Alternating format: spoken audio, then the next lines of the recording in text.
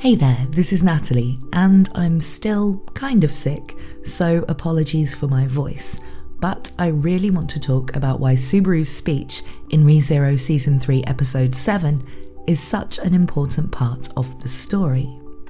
If you're watching this when it was first uploaded, this will be something from the latest episode, but I won't be spoiling anything from later in the arc, so as long as you're up to date on the anime, there's no need to worry about spoilers in this video.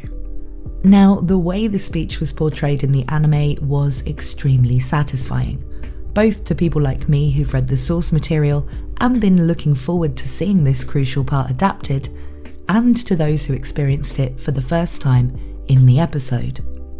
For those who don't know, ReZero is originally written as a web novel, which is then refined by the author into the published light novels, which are then the canon the anime is based on.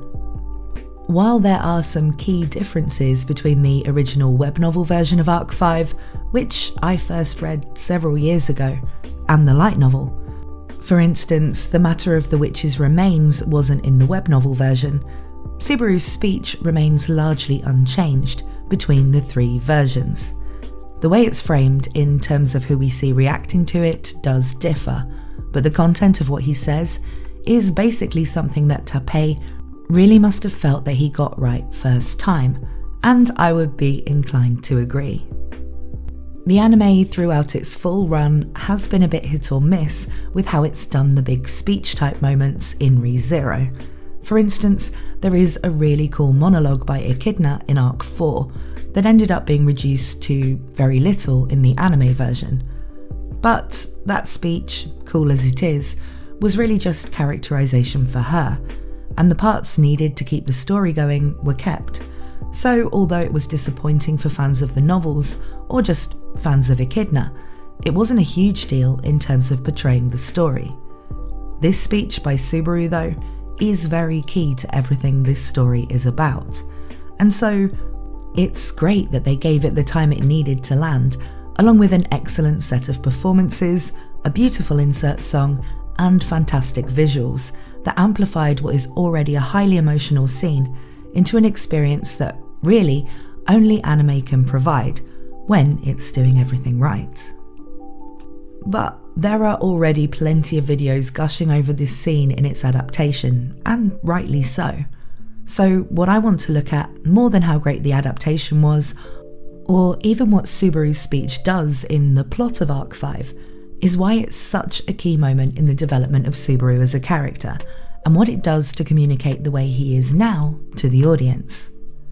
See, Subaru is a protagonist who has grown a huge amount, but because of the way the story works, it happens so gradually that it's necessary for the author to sometimes put in moments that kind of check in with his current mindset, and also with how other people see him. Subaru goes through a lot of things in a kind of lonely state, where the reality he's suffered most in will end because of return by death, with nobody else ever knowing about it or remembering it. This discrepancy between the Subaru we see and the Subaru the other characters see becomes less major as the story goes on. For instance, there were no resets in the second core of Season 2, so everything that happened there is canon for everyone. And then there's a 1-year time skip between Seasons 2 and 3, where Subaru doesn't die, and his relationships with other characters become closer. Replacing this lonely feel to Subaru due to return by death, with a sense of him having mutual trust and affection for his allies, is part of how the story develops. But in this moment in Arc 5, this all comes together to make Subaru the other character's natural choice to address the frightened people of Pristella. Although his allies don't know it, Subaru is a character who's forced to keep trying, even under the worst conditions. He can't give up and just die. It's literally not an option for him. They only remember his successes, but they've seen that he doesn't give up, and that's what they need the people of the city to feel. If those people succumb to despair, then it will spread, and it will amplify between all of them, because Sirius is around, and that's how her authority works. They don't need the people to physically fight back, but they do need them to remain hopeful and strong. To them, the man who never gives up, despite being ostensibly pretty weak, is the one to inspire this.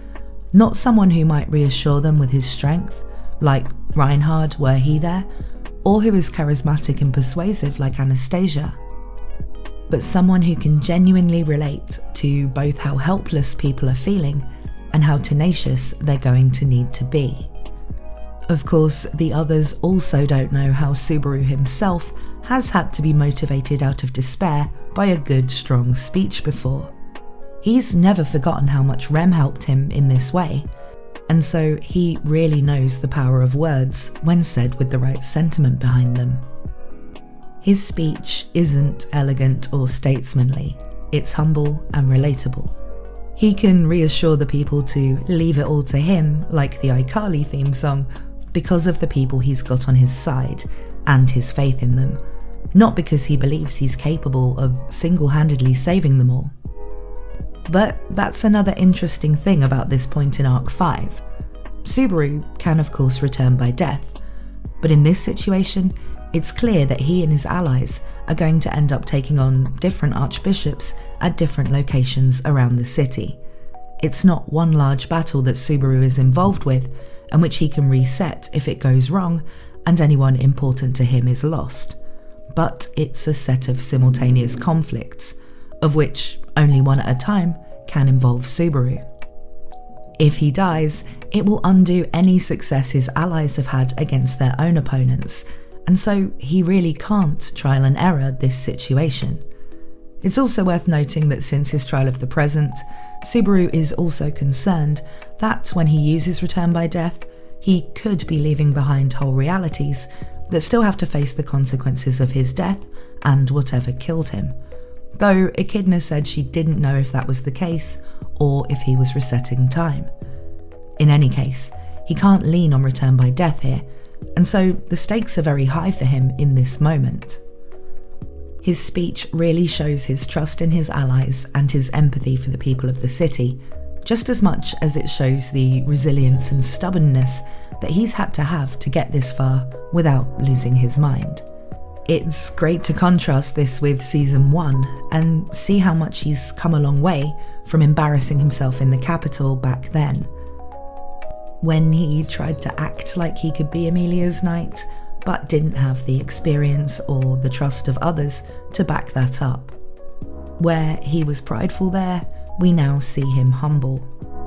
But his eagerness to save the people important to him and to do what's right are still very much in evidence. He's just learned how to be that person now. And that's why this speech, along with how Subaru was the clear choice to give it, really shows the culmination of his character development in just one scene. But what do you guys think? Let me know down in the comments. I'm currently working on more ReZero and Mushoku Tensei content, as well as a much requested response video to a certain video about Ranma 1/2 that's been doing the rounds, so please consider subscribing for more anime content. And also, please consider supporting your local impoverished, sick cat girl via coffee, because I really need to move out of my dad's spare room. The link is in the description, and I'll love you forever. Nya! Thanks for watching, and I hope to see you again very soon.